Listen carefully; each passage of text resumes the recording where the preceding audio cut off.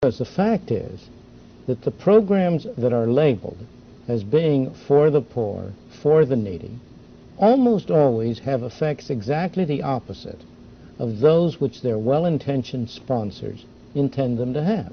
As an example, what are you referring to? Let me give you a very simple example. Take the minimum wage law. Its well-meaning sponsors, there are always in these cases two groups of sponsors. There are the well-meaning sponsors, and there are the special interests who are using the well-meaning sponsors as front men.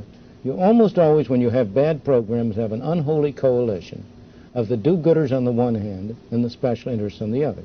The minimum wage law is as clear a case as you could want.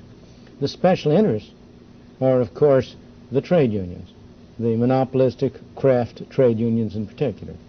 The do-gooders believe that by passing a law saying that nobody shall get less than $2 an hour or $2.50 an hour or whatever the minimum wage is, you are helping poor people who need the money. You are doing nothing of the kind. What you are doing is to assure that people whose skills are not sufficient to justify that kind of a wage will be unemployed. It is no accident that the teenage unemployment rate, the unemployment rate among teenagers in this country, is over twice as high as the overall unemployment rate. It's no accident that that was not always the case. Until the 1950s, when the minimum wage rate was raised very drastically, very quickly, teenage unemployment was higher than ordinary unemployment because, of course, the teenagers are the ones who are just coming into the labor market. They're searching and finding jobs, and it's understandable that on the average they would have be unemployed more. But it was nothing like the extraordinary level it has now reached. It's close to 20%. Why?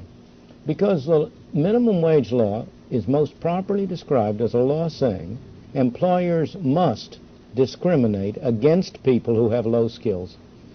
That's what the law says.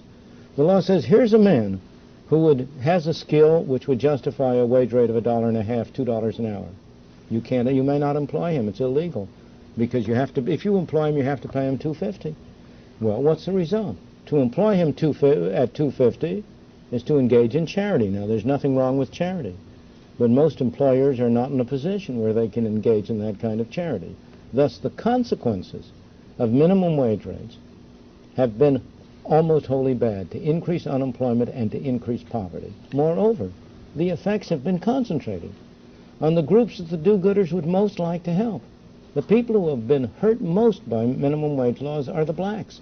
I have often said that the most anti-Negro law on the books of this land is the minimum wage rate. And so I think the real answer to your question is that you must not judge a bottle solely by its label. You have to look at what's inside and see what the law or the measure produces. If one looked at the label, though, and perhaps one of those government regulations that you would look askance at is that we look at labels. If one looked at the label and identified the objective of minimum wages, are there no positive, legitimate objectives achieved by minimum wage? None whatsoever. In my opinion, there is absolutely no positive objective achieved by minimum wages.